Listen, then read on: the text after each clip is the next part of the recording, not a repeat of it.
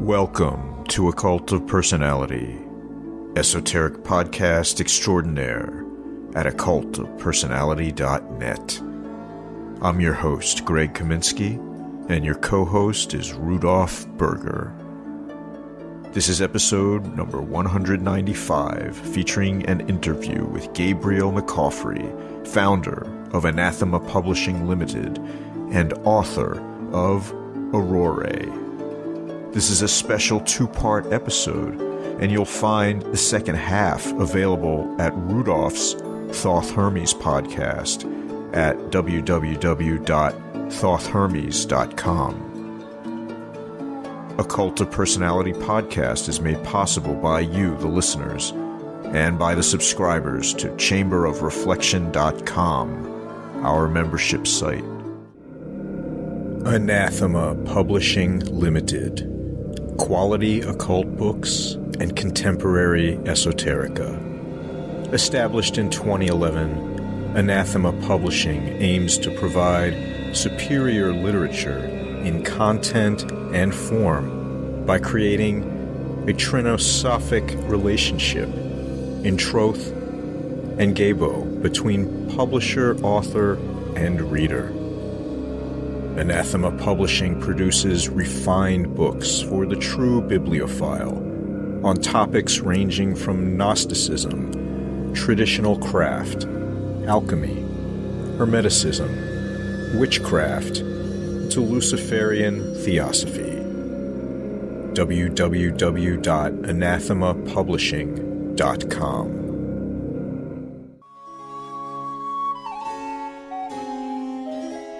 On May 1st, 1776, Adam Weishaupt founded the Order of the Bavarian Illuminati. Weishaupt's goal for the order was to elevate society with the virtues of public education, the ideals of the Enlightenment, and the general liberty of humanity. In short, Weishaupt sought to illuminate the world. Now, over 240 years later, and for the first time in history, the collected works of Adam Weishaupt are being professionally translated into the English language and published in a 24-volume set produced by Malta Minerval Editions.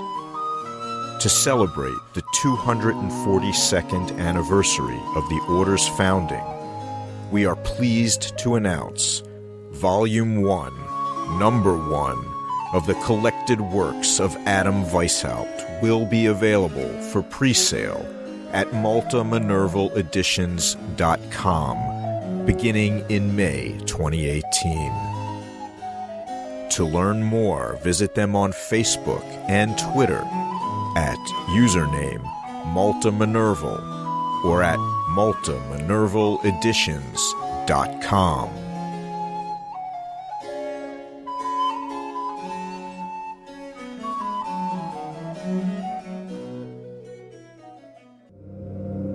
Occult of Personality podcast is also sponsored by Miskatonic Books, an online store that focuses on the esoteric, occult, ceremonial magic, Freemasonry, Rosicrucianism, witchcraft, the Golden Dawn, as well as dark fantasy, classic horror, and supernatural fiction. They carry books by all your favorite esoteric publishers as well. Just visit miskatonicbooks.com. Our guest tonight is Gabriel McCaughry, founder of Anathema Publishing Limited and the author of Auroræ, an exploration of the author's devotion to mystical alchemy, replete with cryptic verse, beautiful production, esoteric art and symbols, all synthesized in an active devotion to the quest for the great mystery. McCaughry's book, like all those he produces for Anathema Publishing, is an exemplar in terms of modern esoteric publishing. The artwork, fonts, paper, and book craftsmanship are exquisite. Auroræ brings the tradition of cryptic alchemical texts into the 21st century with grace and beauty. Gabriel McCaughry is the founder, editor, publisher, and contributing writer to Anathema's periodical. Gabriel has fully overseen the creation and publishing of several well-respected esoteric titles, including Craig Williams' Entering the Desert and Cult of Golgotha. A pilgrim in the mystery tradition, Gabriel is deeply fascinated with all subjects relating to alchemy, Hermeticism, and the Nameless Arte. Auroræ is Gabriel McCaughry's first published manuscript, a tome which correlates directly with Anathema Publishing's mandate, along with his unique views and methodologies on alchemical bookmaking. This is very much a continuation in the spirit of his previous contributions to the Pillar's occult periodical and elsewhere, but within Auroræ these concepts are fully developed and actualized. Auroræ is your first published work, is that correct, Gabriel? Oh, yeah. Yes. As far as like a full manuscript, as far as like a book from, it used to be 2 books actually at the beginning, like upon conception of the book, it was supposed to be 2 different projects, which again kind of went back and forth as with everything alchemy related, and then like these 2 projects just made so much more sense when they were put together. So I discarded the notion of like having to work 2 different fronts. It just meant that each and every section of the book would be dramatically different, and it was fine by me. So yes, it's my first published book. Yeah. Nice. And it's, as you alluded to just now, it's anything but a typical book. It's difficult, I think, to describe in a lot of ways, but I'm going to ask you anyway if you can describe it for the listeners, because it's unique in many ways. Yes, it is unique. I wouldn't know. I don't tend to compare it to other works, and I see a lot of like, of course, I see, if only stylistically, I see a lot of like of my own, where the inspiration comes from and influences. So of course, I would say that the first part is influenced by this or that, and the second part is very much different. But in my head, on the way I conceptualize it, it's truly like an exercise in deconstruction also. So not only is it like kind of like a journey, it's also an unfolding formula. Hence why it kind of like any formula, you would have like your kind of like a part which is like the ingredients, which are by themselves kind of like not necessarily useless, but if you don't know how to operate with them, in a good way, then it's kind of like it's just like a dry goods, and you can do much with them. And then after that, you have like some processes, working the magic so that eventually it actually comes full circle, and then you get like a sense of revealing towards the end. Or that's how I see it anyway. So that's why the book is really divided into three distinct book, 3 categories, and also stylistically speaking. So after like the introduction and all that good stuff, there's truly a poetic part, which is more than just like, it's really, I need to stretch how it's mystical poetry in a sense, because none of it has come to me through any other outside context than say ritual or meditation. And afterward, that's when I would go back on it and then investigate like further, like whatever came to me, and then I would cross-reference this and see what, see how it stick with other notions, and kind of like building it from the ground up like this. And still to this day, this entire portion of the book actually still reveals a lot to me. I still learn new stuff each and every time I go back on it, which is fairly fascinating in and of itself, because yes, I did write it, but it holds like a tons of mystery for me still. and then like the medium, like the middle section, if you will. Then that's how I needed. I felt it needed like kind of like a philosophical grounding to the work, that I would have to establish a few of my, well, yes, inspiration, influence, and where I come from the background, and so in a more mundane way, if you will, talk about the underlying ontology behind the work. Hence why you have like also kind of like a glossary, like of terminology at some point that are explained through my lens, through my perceptual lens, if you will, and through my praxis, which leads to the third part, which is a practical part. But I didn't want to go the pseudo kind of like making a new grimoire thing, because I don't believe in such a thing. I don't believe you can, like, I'm not reinventing the wheel here. I'm not, I'm seriously just tuning into the various facets of what speaks to me at a deeper level. And then I was just expounding upon and elaborating on what I did, but not necessarily in a way to underline that you should do the same, or that, this is something that is easily reproducible for everybody and that will be bear this X amount of result. It's nothing like that. It was truly, that's why I decided to write it at the third person instead, as if it was like a journey, that you were reading more of a diary. And indeed, like at the end, the way to wrap all of this up suggests that this methodology as a whole has a lot to provide, only if you take it for yourself and make it yourself as well, like, or actually adapt it in such a way that it'll speak to you, and not necessarily want to emulate somebody else's work, if you understand what I'm saying here. Sure. May I take a step back before we go deeper into the book? And I already wrote down 2 questions in response to what you just said that would interest me. But the book itself, I would like to explain a bit to our listeners what we have in hand here, because, well, good, but unfortunately, this is a limited edition, and I hope that more people will listen to this podcast who have not yet had it in hand. So I would like to tell them about it, because it's a beautiful book, as I must say all the books that I know by your publishing company, but we will come to that later. But it's a beauty because it is not only very tactile and you like to hold it in hands. It's a nice size, not too big, not too thick, but just right.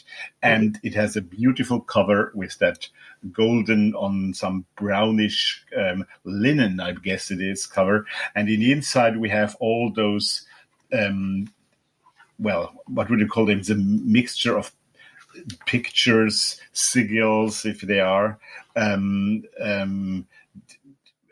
illustrations, which I believe were all done by yourself, weren't they, Gabriel? Well, no, very important to make the distinction. Actually, hence why, at the beginning, like it says, like the whole book has been illumined by, or illustrated, if you will, by Jose Gabriel Sabogal, and he's a Peruvian artist that I've been working with truly in conjunction, say, for the past 4 years or so. He actually submitted a piece to, I believe, the very second issue of Pillars back in 2013. Yeah, something like that. And I fell in love with his style from the get-go, and I knew that I wanted to work with that man. Not only his style is genuine and really speaks to me, but also is a direct hint or a wink, if you will, to a style of the past that I absolutely adore. Which, all the like alchemical engravings and stuff like that. It's truly my favorite style of illustration. And hence, if I was going to work on a book that was heavy in alchemical undertones, well, it was a perfect match. But to approach him with the idea and then say it's going to be, first of all, a work in progress because the manuscript was not over at this particular point in time. I just sent him whatever I had at the moment. I was like, if ever you resonate with the material, please do consider working with me. But he took it in such a way that I've never seen any artist that usually accept commission does. He took it as his own project, pretty much. He took the time and effort, and we went through many separated ritual, him in Peru and I in Montreal, but still we were working the same material and absorbing the knowledge and really going back and forth on a very regular basis with many ideas and enhancement and ways to. And so you would sketch and sketch and sketch endlessly. And then I realized after a while, I was like, whoa, this is like, if I have to, sorry to say, but if I have to pay for this at the end, I'm never going to be able to afford this. Like, it's just a reality, because it was creating way too much and being like so invested and dedicated into this. And so I plain offered him, I was like, at this point, all in all, this book took me 10 years of practices and writing down and chopping and parts that hadn't made no sense anymore and kind of revising and all that good stuff. And he spent the last 4 of these with me, really giving it his 110%, if you will. So I plain offered him that we would split all the royalties if ever that book was going to be published, half and half, as we would do but if it was co-authored in a way, because I felt like his input and his visual style really enhanced the entire experience of the book. And there is a lot also in there. I'd say like there are hidden keys for people whom they have a sensibility more toward like the visual. They'll find that through the symbolic implication of each and every plates, there's truly other mysteries and kind of like another formula that you can kind of like unearth from that. So yeah, he's a solid guy. I absolutely adored working with him, and now that's how we go at the even splitting like I feel it's both our baby, if you will, in a weird way, and he's very proud of the end result as well. We've been like very thorough presentation wise, and that's why at the very end you also have like a piece of his, like he felt like he needed to write a few pages just to explain a bit more his input and his way to kind of like tackle the whole of Auroræ experience. Yeah. Yeah, indeed. Mm-hmm. Thank you. So I guess my reaction is that the book, like to echo Rudolph, is beautiful, very well put together. The artwork, as you mentioned, is just incredible. It's really astounding. Flabbergasting. Yeah, very elaborate use of symbols, the color and the black and white. It's just gorgeous, like this engraving style that he uses in many of the illustrations. It's just really, really nice. In many ways, I feel like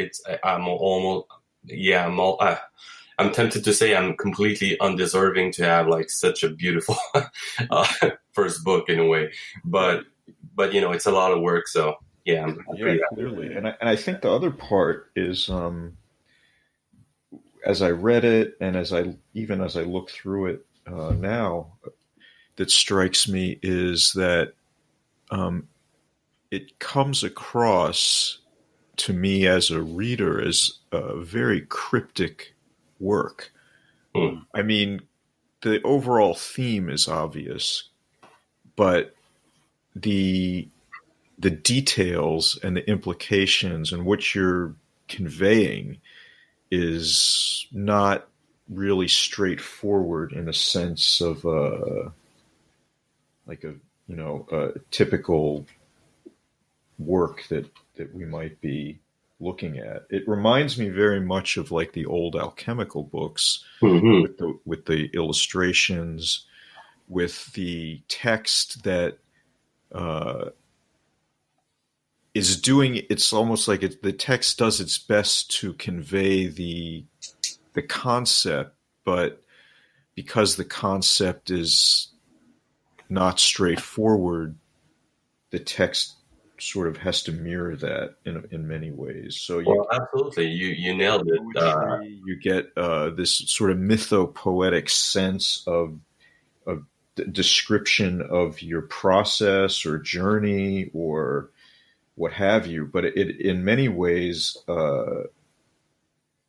it's not overtly clear exactly what you did to produce the work, or what reading it is going to produce in terms of effects on the reader. It's all very mysterious.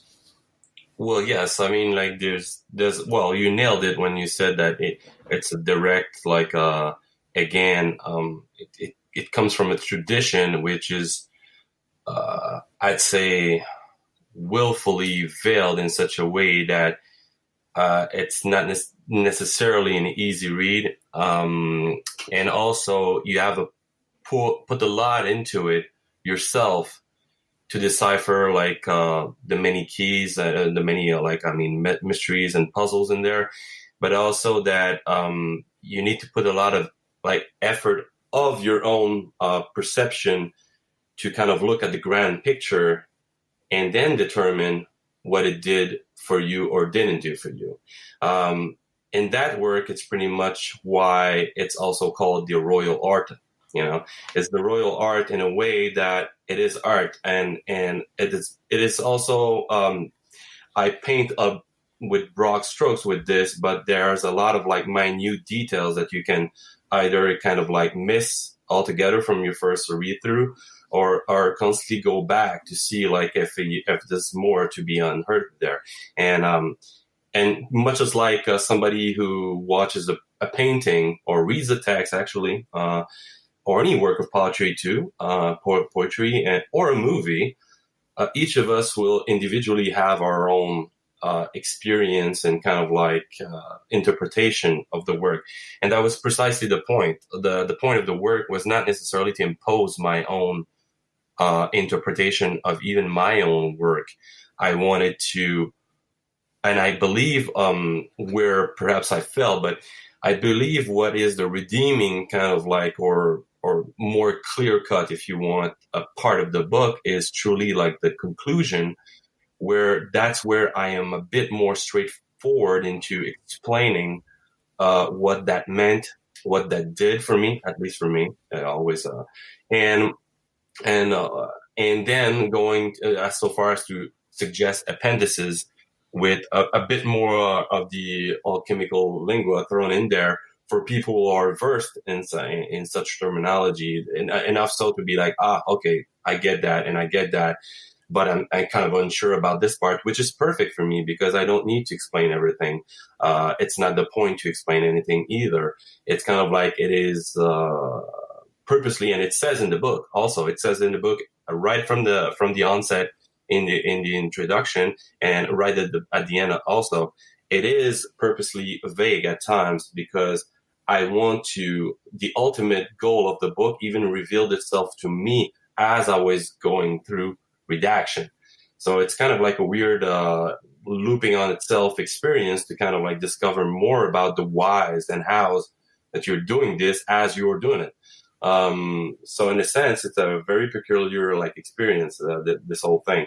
And I just want to say that this whole book being vague, I hope does not deter some people, because I believe there's a lot of like intriguing material. And my point was to, first of all, be as inspired as I can be through my devotional praxis, to my use of language and of like cryptic language also. And I wanted to convey that same inspiration.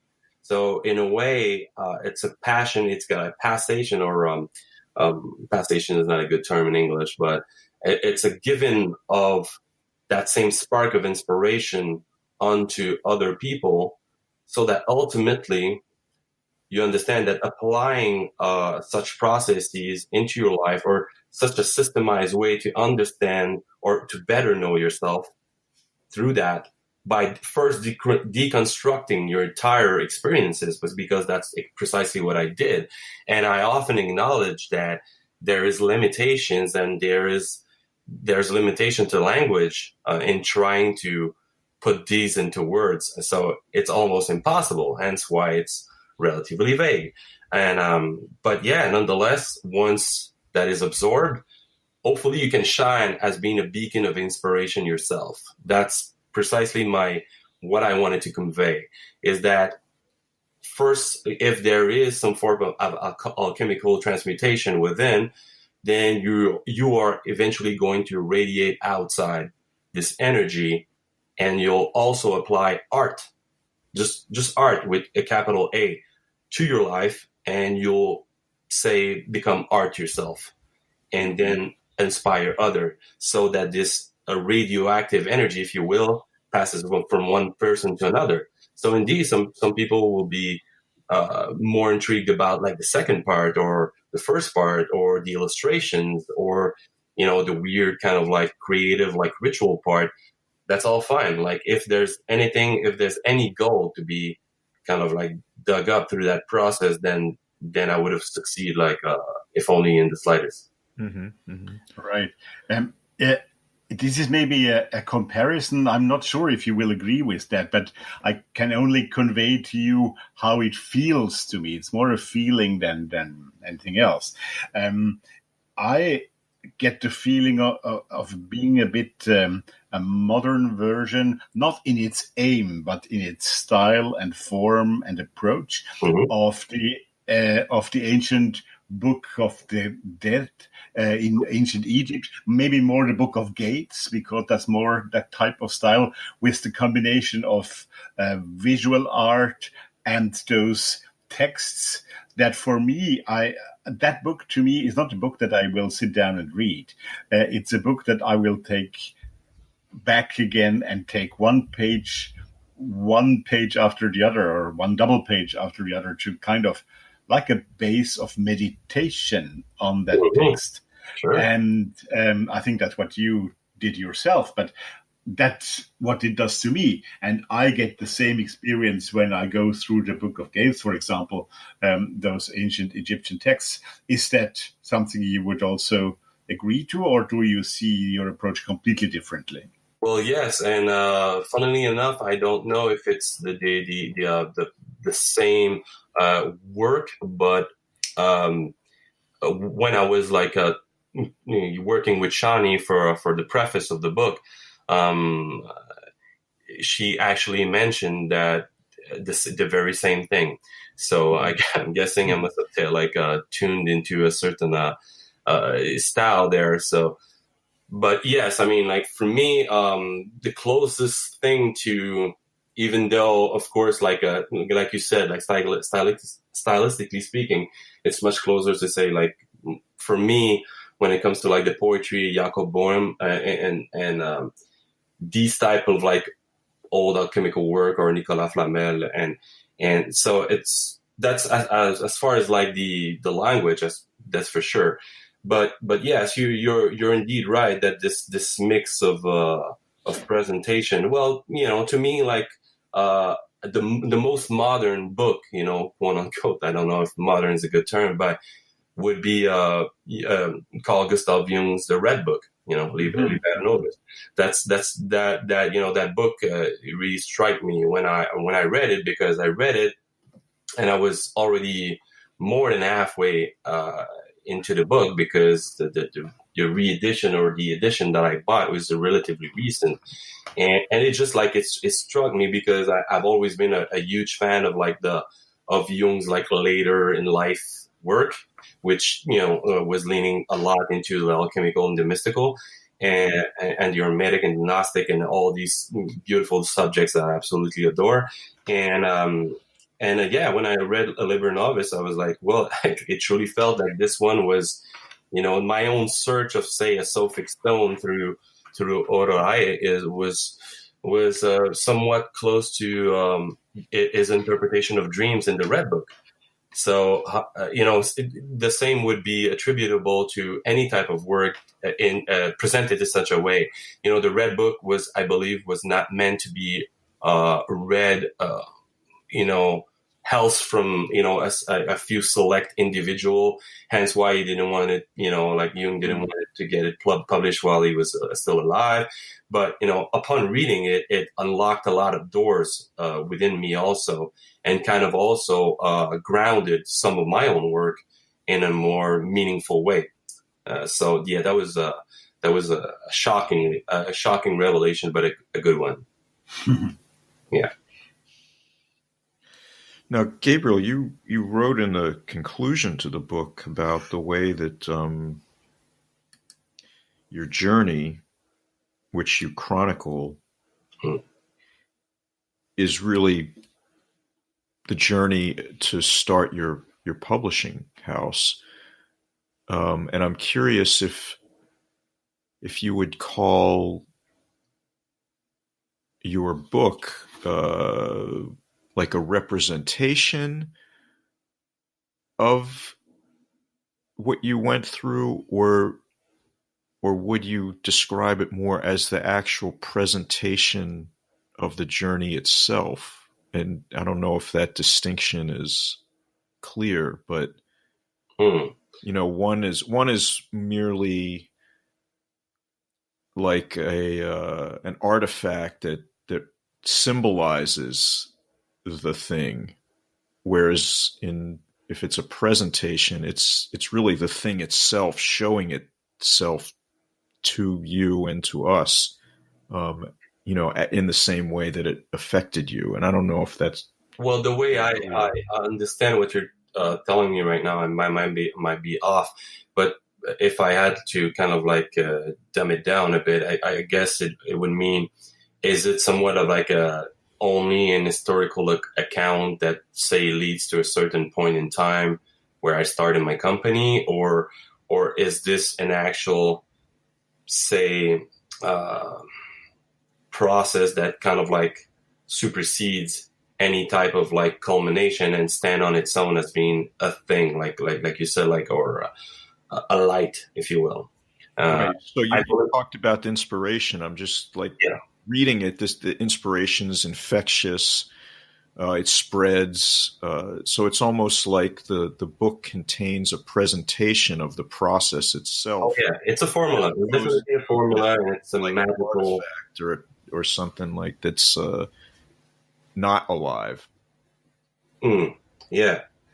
Well, yeah, like I said, like the book is definitely like its own formula, and definitely there's a clear intent and there's a lot of put into it. And I'd say like the detail, it's a tremendous detail for me, but nonetheless, the starting of the company was really like kind of like in a way to show that, okay, so through cause and effect, of course, that's where I'm at now. And that's what it brings to me. And also, I'm a very pragmatic guy in a way, so I wouldn't go through all these intricate and cryptic systems and cross-referencing and cross-pollinating, like a lot of like the different like things I had written aside through various operation, and detail them in such a way if there was no clear results. If with the new data in hand, then I could see if, well, first of all, if there was any amount of success or failure through that process. So in a way, it's a very magical process. At least for me, it was. But it's done in a way that isn't classical, in a way that I don't necessarily work with spirits per se, or the way I do work with spirits is, I believe, is somewhat a bit different, but that'd be like a whole other like conversation in of itself. But it is done from a mystical standpoint. It is done from a more inward, kind of meditation, working with, about both laboratories of, the within and the without. And of course, the conclusion explore more the laboratories of the without, see if there's a kind of like reflection projection pattern. Well, okay, so that means in dry terms, here's what happened, or here's, the culmination of that particular work. And as I also underline at the ending, it is by far not an ending. If anything, it's more of a beginning than anything else. And it's also like the ending itself surprised me so much so, not just like what happened in my life, these are a massive, like details with massive implications, but nonetheless at a more mystical level or, inner level, there's so much more. We're talking about I believe real transformation, and also to acknowledge limitations. So it ends up on a note where I completely deconstruct as well the notion that there was a reason why I presented stuff in such a way that I'm there to say like, hey, you should do this or that, because I am vehemently opposed to this as a way to define myself, because I'm completely into more of a student eternal mode. And I tackle the subject as well in the book. But student eternal as in a student of the eternal, yes, but more in the line of eternally a student, especially when facing the eternal. So this to me is not only kind of like trying to kind of like work on the ego side and humble myself before something greater. That goes without saying. The holistic approach to any alchemical work is paramount, but nonetheless, that's not enough. That's what I'm saying. Like, that's why you need, it made me realize how much I didn't know. So weirdly enough, I'm still struggling with a lot of like what that entails, and how now I'm supposed to move in time. And, if I, go back to kind of like more a chemical term, I'm truly entering it feels like a fermentation phase right now. So like the ending of the book truly ended up as some type of union, some type of conjunction. So there was clearly things that went full circle to kind of combine in this chemical marriage, and really like kind of like propelled me into like a second half of my life, perhaps, or just like it was a pivotal point. But right now, I'm almost like re-questioning everything again. Really into like a dark night of the soul of sorts. But it was foreseeable in a way, because I knew it as soon as I finished the book, which in itself tells a lot about the whole work, which I believe is intriguing as well. So if I can be intrigued as well, I'm hoping people will be equally so. So alchemically speaking, are you at the end of I would say it's even 3 halves of your life, and you are at the end of the black phase turning into the white phase now, or are you already deep into the white phase facing the red one?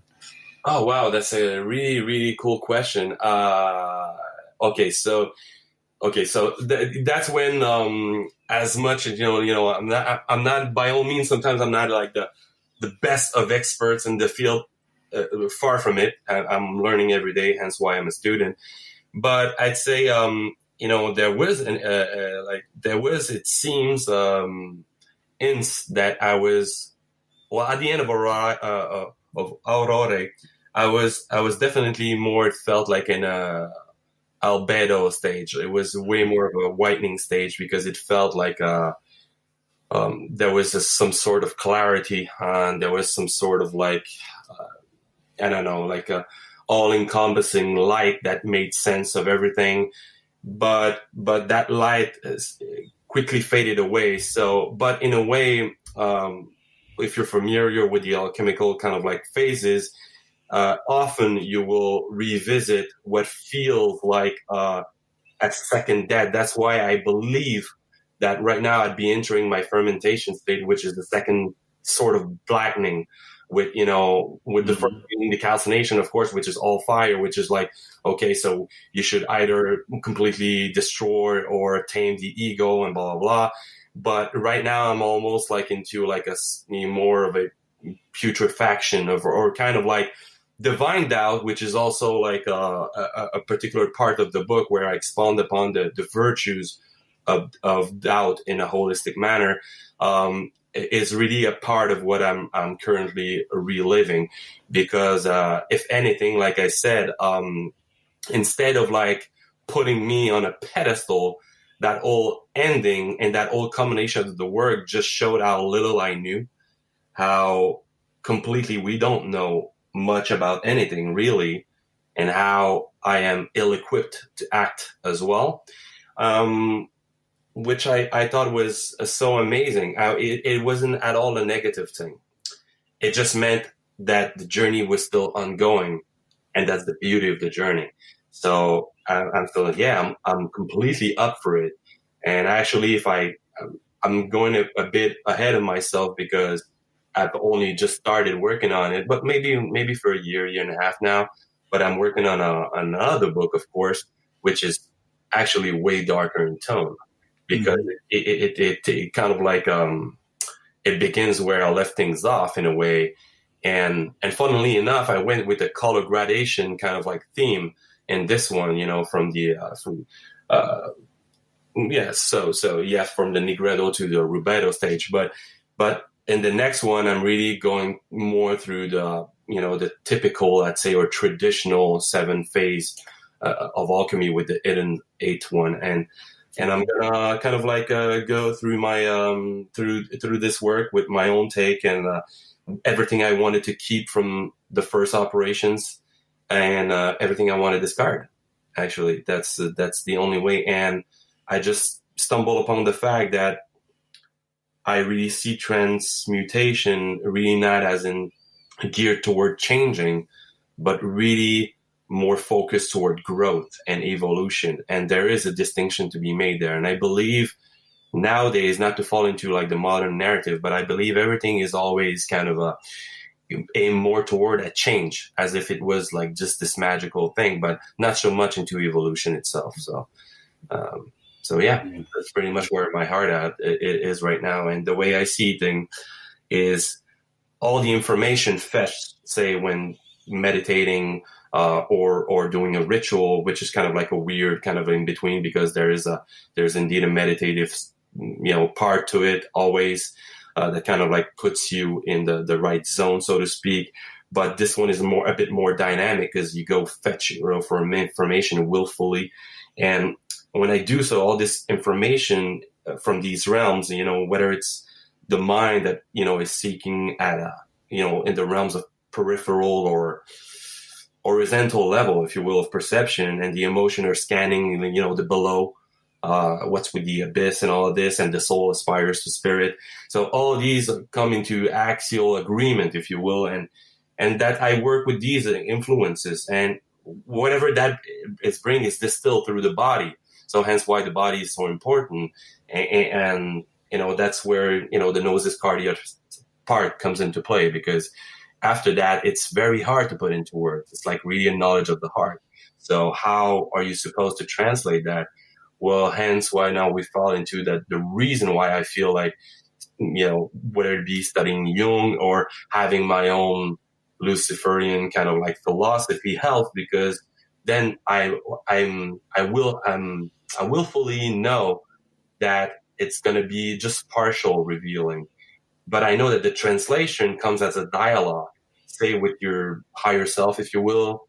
And the way I see higher self, I explain in the book, it's part of you, yes, but it's also something else. And it's also something exoteric, in this case, Lucifer, or a light or a guiding mentor figure, if you will.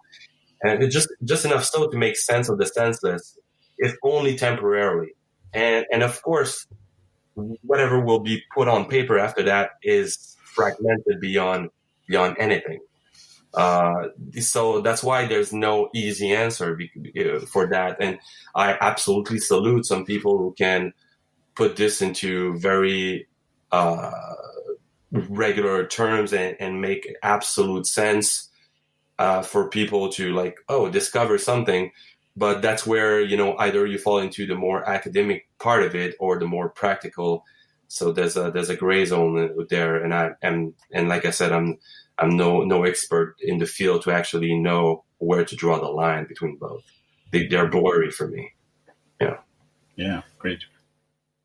Gabriel, I'm wondering if you're comfortable sharing with us and the listeners what some of the practices you did or do that bring about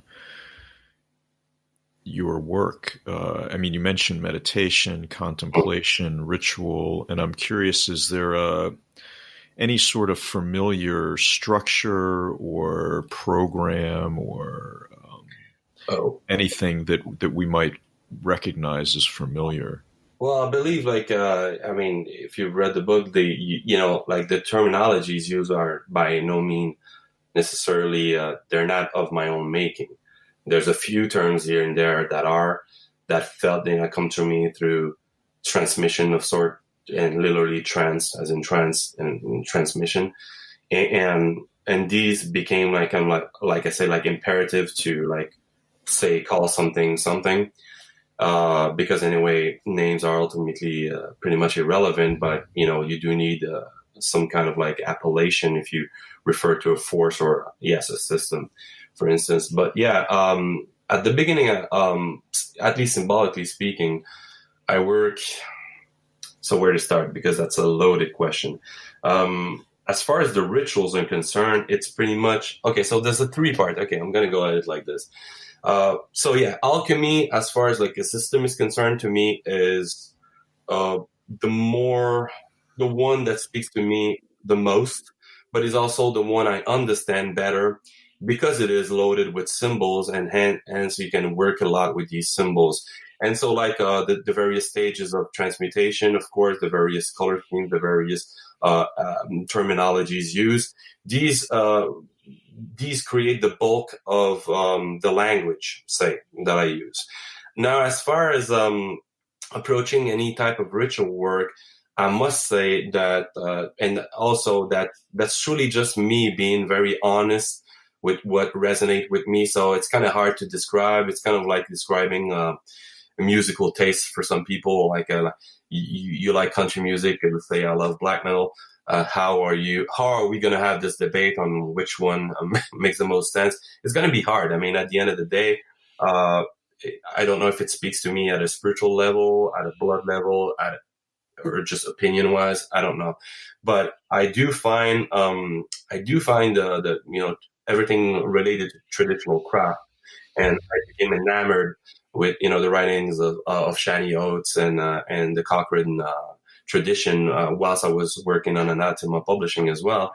And so the way to say conduct any type of very creative ritualism, because of course I'll put a lot of myself into it, hence why the contemplation part you were referring to is paramount, because that's absolutely during these times that these particular contemplative parts inform on what I'll do via a ritual. But to go back to it, some of the processes of a traditional craft to me are very appealing, and I like it for their versatility, and I guess culturally speaking, it speaks to me too. So that's one thing. And also I don't dismiss the kind of psychological analysis that is absolutely needed when you engage in these things, because if you don't keep that in check, well, I believe you can lose yourself completely and get kind of lose track of the mundane, which I do not want to do. Also, I want to, like I said, alchemy is a balancing tradition. So I just want to bridge the gap through all these various facets to create some sort of internal harmony for me, enough so that this internal harmony will have direct reflection in the external as well. And so I don't know if that answered your question, because I feel like I could answer it in so many ways, but operations that I do, well, some of them are described in the book, of course, but, operations are rarely reproducible, or I found, because each have their distinct usage, which actually shifts or change along with the changes that is operating within. So each and every time, of course, you can absolutely make some tweaks here and there according to newfound, information and insight. but like the results really are super easy to verify, on the light of success or apparent failure, plain and simple, But redoing the same operation twice is not necessarily something I do, but I did so in the past, of course, and I did so sometime accompanied with other people. And yes, I mean, I'm not fond of a particular system per se, but symbolically speaking, not being at all versed into the Kabbalah and stuff like that necessarily at a deep level, like the tree of life, of course, is like kind of like something you cannot avoid, say per se, so like I touch upon a lot of things, admittedly, yeah. Thank you. Mm-hmm. Thank you. I am now going to take you up on a word that you said already 3 or 4 times, if I counted right, which is deconstruction. And of course, one could take that word in the alchemical context, and it makes absolute sense. But I feel that you are using it because this is also a modern book for me. It's not some book turned to the past to reveal an old story. It's a book that is turned to the present and to the future. So you called it an exercise of deconstruction at some point. Yeah. And this reminds me a lot of modern art, reminds me a lot of the way artists, visual artists, but also writers, painters, painters are visual artists, but also musicians, etc., are approaching the art forms they practice. So exercise of deconstruction. And then in another moment you said, what does this for me when I do it? Again, this is very much an approach a contemporary artist would take towards the work he does. So is this also, would you also see that kind of approach in it? Is it also for you a little bit a piece of art? And if so, what art would we be talking about? It absolutely is a piece of art, because in the broadest sense, everything is art, I absolutely see. There you are again in contemporary art, aren't you? Oh yeah, but I absolutely see. Well, perhaps so, but you'd be the expert in the field. I wouldn't. I absolutely adore art, and mostly I say like with brackets, but mostly all of its form. But nonetheless, like I see life as being, yes, a huge art form in and of itself. And this deconstruction part, of course, it always comes down to even your your screen name, noti saitan or note sati ipsum.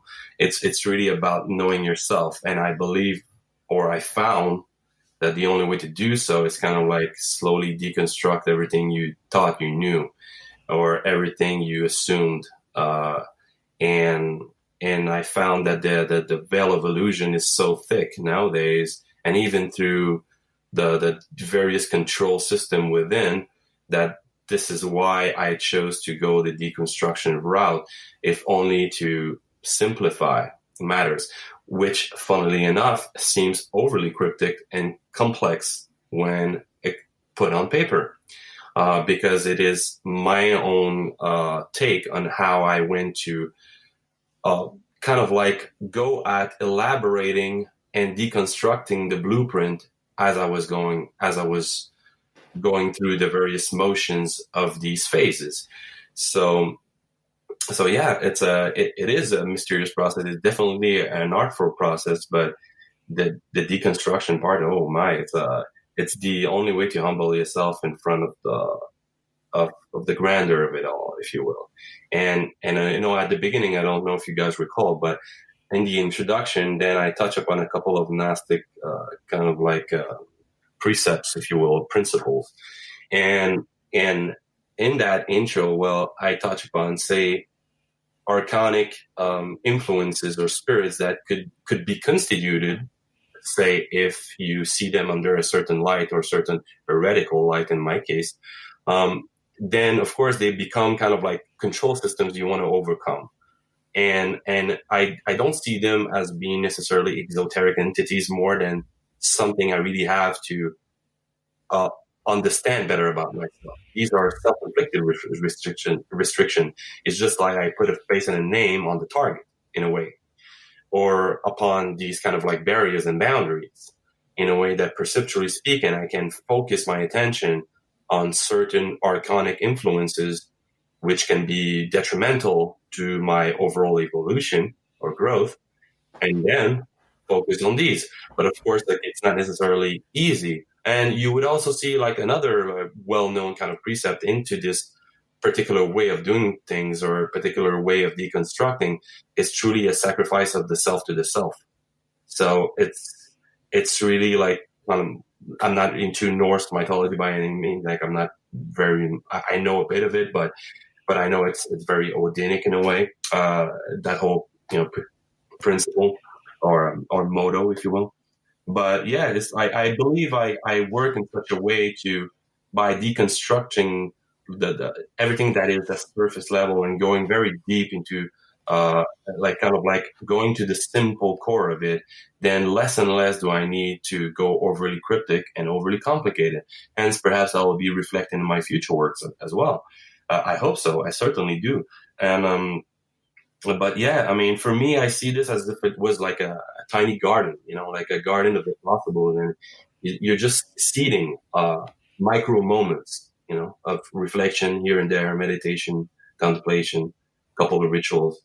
And hopefully you kind of like nurture that garden enough so that you almost hope to find shards of your own philosopher's stone, someplace into it. But because these micro moments really, like, they're fusing and separating and merging yet again, they influence everything. They truly become like what you see as a manifestation in the macrocosm, actually. So this entire like dichotomy and paradox and interplay, as long as it holds this light of fascination for me, I will keep on pursuing. And perhaps the route I took this time might not be the one that I'll take next time. I believe, like, if I remember correctly, at some point I mentioned, in the book that the goal is certainly not to accumulate some sort of Gnostic treasures or treasures of gnosis and to accumulate, like, quote unquote spiritual wealth. That I don't believe that's the way to go at it. It's important to acknowledge whatever you found, but you need to have like a huge questioning and discernment into not wanting to become too greedy, become like a dragon-like figure on top of this spiritual mountain of gold, if you will. Mm-hmm. So yeah, that to me is the way I see artfully, and artfully, but like my life's work going on. Hence why it needs to tie in, but we can discuss this a bit further on. But that's why it needs to have like an external mode of expression too. The company is one aspect of it, but of course there's so much more. But as any alchemist always used to do, and I'm not traditional by any means saying this, because I don't believe it's just the transmutation of metals that, say, is the external part of it. The external part, I believe, can be artfully applicated or applied to everything, or that you put enough energy and passion in a holistic manner too, as long as there is an external manifestation of whatever is happening internally. So the intro music is Awakening by Paul Avgerinos, and the outro music is Tending the Light by Ghosts of Maine. Remember to catch the second half of this interview with Gabriel at the Thoth Hermes podcast at www.thothhermes.com. In the Chamber of Reflection at chamberofreflection.com, Rudolph and I ruminate over the recent interview with Mark Stavish about his book on egregores in a rather interesting conversation about humanity's place in the scheme of things. And the members' Q&A with Frater Ashen Chasan has been recorded and should be available in early February. Finally, our discussion circle around P.D. Ouspensky's excellent book, The Psychology of Man's Possible Evolution, is ongoing, and the audio of the third lecture with discussion questions will be ready soon. I'd like to remind you that although you're able to listen to this podcast at no charge, it costs time and money to create. We ask you to support our efforts and the creation of future podcasts by joining the membership section at chamberofreflection.com or subscribing via Patreon at patreon.com/occultofpersonality. And if you're already supporting the show or have done so in the past, my heartfelt thanks, and I salute you. Thanks for listening, and until next time.